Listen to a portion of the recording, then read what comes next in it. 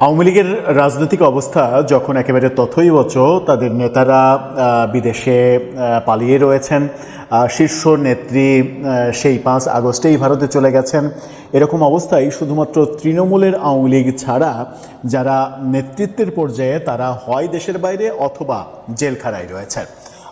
যখন আওয়ামী লীগের রাজনীতি ফেরা নিয়ে নানা রকমের আলোচনা চলছে, সরকার ফিরতে দেবে কিনা সেই আলোচনা চলছে, তাদের আন্তর্জাতিক লবিং চলছে। গতকালকেই আমরা দেখেছি 173 জন আইনজীবী জাতিসংঘে আবেদন করেছেন তাদের নিষেধাজ্ঞা তুলে নেওয়ার জন্য। এরকম বহু কর্মকাণ্ড দেখা যাচ্ছে।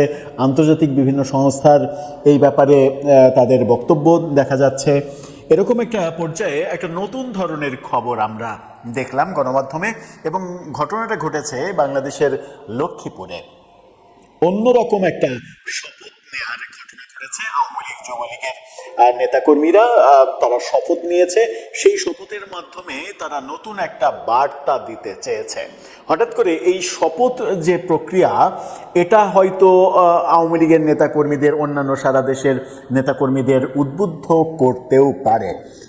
এই ব্যাপারটা উদ্বুদ্ধ করবে নাকি শপথ যারা নিলেন তারা পুলিশি ঝামেলার মধ্যে পড়ে যাবেন? কি উদ্দেশ্যে তারা শপথ নিলেন, শপথের তাদের ম্যানিফেস্টো কী ছিল, কি বক্তব্য ছিল, এভাবে তাদের ফিরে আসাটা কতটা সম্ভব হবে কিংবা সহজতর হবে, চলুন একটু জেনে দেখি, বুঝে দেখি লক্ষ্মীপুরে গিয়ে প্রকৃত বিষয়টা কি ঘটল। দর্শক, বলছিলাম আওয়ামী লীগকে ফেরাতে, শেখ হাসিনাকে ফেরাতে অন্যরকম একটা শপথ নিচ্ছেন আওয়ামী লীগের নেতাকর্মীরা। মানে মূল ব্যাপারটা তাদের লক্ষ্য হচ্ছে শেখ হাসিনাকে ফেরাতে হবে। শেখ হাসিনা এখনও তাদের কাছে একমাত্র নেতা যাকে তারা নেতা হিসেবে ভাবতে চান। অন্য কারো নেতৃত্বে আওয়ামী লীগ সংগঠিত হলেও তারা সেখানে একমত পোষণ করেন না, এরকম মনোভাবই তাদেরকে দেখাতে আমরা দেখছি বিগত 20-21 মাস ধরে। অর্থাৎ আওয়ামী লীগের তৃণমূলের নেতাকর্মীরা কোনোভাবেই শেখ হাসিনার বিকল্প কাউকে ভাবছেন না কিংবা মানতে চাইছেন না, এরকম ব্যাপারই দেখছি। এরই মাঝে লক্ষ্মীপুরে এই শপথের ঘটনাটা আমরা দেখলাম, এবং রাতের আধারে মোমবাতি জ্বালিয়ে বেশ কয়েকজন হাফ সার্কেল হয়ে দাঁড়িয়ে এই শপথ নিয়েছেন। কি শপথ ছিল, কি এমন নতুনত্ব ছিল সেখানে, তাদের বক্তব্যে কি উঠে আসলো? কালের কণ্ঠের এই শিরোনামটা দেখে নিন। তারা বলছে, শেখ হাসিনাকে ফেরাতে কমলনগরে আওয়ামী লীগ যুবলীগের শপথ। কি ছিল সেই শপথে? লক্ষ্মীপুরের কমলনগর উপজেলায় জুলাই গণঅভ্যুত্থানে ক্ষমতাচ্যুত সাবেক প্রধানমন্ত্রী শেখ হাসিনাকে দেশে ফিরিয়ে আনতে শপথ নিয়েছেন আওয়ামী যুবলীগের শতাধিক নেতাকর্মী। এই ঘটনার একটি ভিডিও সামাজিক যোগাযোগ মাধ্যমে ছড়িয়ে পড়ার পর ব্যাপক আলোচনার সৃষ্টি হয়েছে। স্থানীয় সূত্র বলছে, গত শুক্রবার রাত 8:30টার দিকে উপজেলার চারকারকিনি ইউনিয়নের মতিরহাট সংলগ্ন মেঘনা নদীর তীরে গোপনে এই শপথ অনুষ্ঠিত হয়। শুক্রবার রাতে এই ঘটনাটা ঘটেছে, যেটা আমরা এসে জানতে পারছি গত রাতে, অর্থাৎ সোমবার দিবাগত রাতে। মঙ্গলবারে এই আলোচনাটা আপনাদের সঙ্গে করতে পারছি। এতদিনে কিন্তু এই খবরটা আসেনি। যখন কিনা সামাজিক যোগাযোগ মাধ্যমে এই ভিডিওটা ছড়িয়ে পড়েছে, তখন গণমাধ্যমের নজরে এসেছে।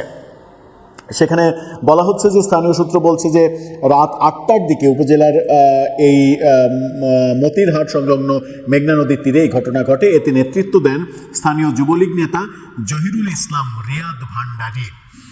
ভিডিওতে দেখা যায় অংশগ্রহণকারীরা শপথ পাঠ করে বলেন, তারা বাংলাদেশ আওয়ামী লীগ ও যুবলীগের আদর্শে মানুষের সেবায় নিয়োজিত থাকবেন এবং বঙ্গবন্ধু শেখ মুজিবুর রহমানের কন্যা শেখ হাসিনার দেশে প্রত্যাবর্তনের জন্য আন্দোলন সংগ্রাম চালিয়ে যাবেন। এ সময় জয় বাংলা, জয় বঙ্গবন্ধু সহ বিভিন্ন স্লোগানও তারা দেন। শেখ হাসিনাকে তারা দেশে ফেরাতে চাইছেন, শেখ হাসিনাকে সরকারও দেশে ফেরাতে চাইছে। কিন্তু সরকার দেশে ফেরাতে চাইছে, তার বিরুদ্ধে আদালতে যে শাস্তি ঘোষণা করা হয়েছে সেই শাস্তি কার্যকর করতে, অর্থাৎ মৃত্যুদণ্ডের শাস্তি কার্যকর করতে। আর আওয়ামী লীগের নেতাকর্মীরা তাকে ফেরাতে চাইছেন আওয়ামী লীগের নেতৃত্ব দেওয়ার জন্য, আওয়ামী লীগের সামনে এগিয়ে যাওয়ার জন্য। দুই পক্ষেরই চাওয়া শেখ হাসিনা দেশে ফিরে আসুক। এক পক্ষ তাদের নেতা হিসেবে ফিরিয়ে আনতে চান, আর এক পক্ষ তাকে তার উপরে মৃত্যুদণ্ড কার্যকর করার জন্য ফেরাতে চান। স্থানীয় সূত্র জানায়, রাজনৈতিক পরিস্থিতির কারণে নির্জন নদীর তীরে গোপনে এই আয়োজন করা হয়। পরে ঘটনার 3 দিন পর 26 এপ্রিল বিকেল থেকে, অর্থাৎ গতকালকে বিকেল থেকে এই ভিডিওটা সামাজিক যোগাযোগ মাধ্যমে ভাইরাল হতে থাকে, দ্রুত ভাইরাল হয়ে পড়ে এবং তারপরে আমরা দেখেছি যে গণমাধ্যমের নজর পড়ে, গণমাধ্যমে খবর হতে থাকে এটা। এ বিষয়ে বাংলাদেশ জাতীয়তাবাদী দল বিএনপির কমলনগর উপজেলা সভাপতি নুরুল হুদা চৌধুরী বলেছেন, ভিডিওটি সামাজিক যোগাযোগ মাধ্যমে আমি দেখেছি, বিষয়টি এখন আইন শৃঙ্খলা বাহিনী দেখবে। তিনি কিন্তু বলছেন না যে এটা করার তাদের অধিকার আছে, তারা সেটা করতেই পারে।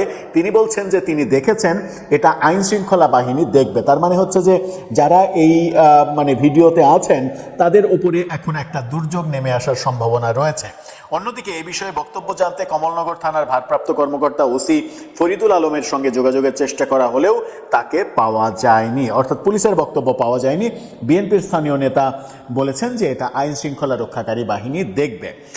বিএনপির বক্তব্য আমরা নির্বাচনের পরের দিন থেকে কিছুটা নমনীয় দেখেছিলাম, কারণ বাংলাদেশের বহু জায়গাতেই বলা যায় যে বেশিরভাগ জায়গাতে আওয়ামী লীগের বহু নেতা কর্মী যারা এলাকায় যেতে পেরেছেন, যারা এলাকায় অবস্থান করছেন, তারা কিন্তু ভোট দিয়েছেন এবং তারা বিএনপিকেই ভোট দিয়েছেন। তাদের উদ্দেশ্য ছিল জামাতকে, এনসিপিকে ঠেকানো। বিএনপির এই আওয়ামী লীগের ভোট প্রাপ্তির মাধ্যমেই যে 2/3 আসনে বিজয়, ভূমিধস বিজয়, এটা সম্ভব হয়েছে। এই কারণে ভোটের পরদিন থেকে আমরা তাদেরকে একটু নমনীয় ভাব দেখাতে আমরা দেখেছিলাম, কিন্তু পরবর্তীতে বিএনপির সেই অবস্থান নেতৃত্ব পর্যায় থেকে তৃণমূল পর্যায়ে সেই অবস্থান কিন্তু পরিবর্তিত হয়ে গেছে, যাতে করে আওয়ামী লীগ ভাবছে যে বিএনপি তাদের সঙ্গে প্রতারণা করেছে।